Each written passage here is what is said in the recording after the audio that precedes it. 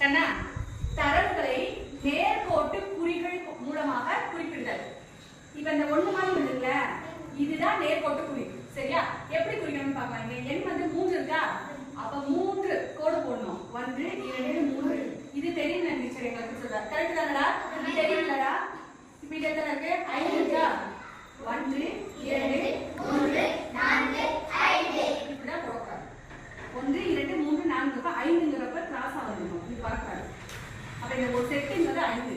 இப்ப பாருங்க 7 இருக்கா, போடலாம். 1 2 3 4 5 6 7.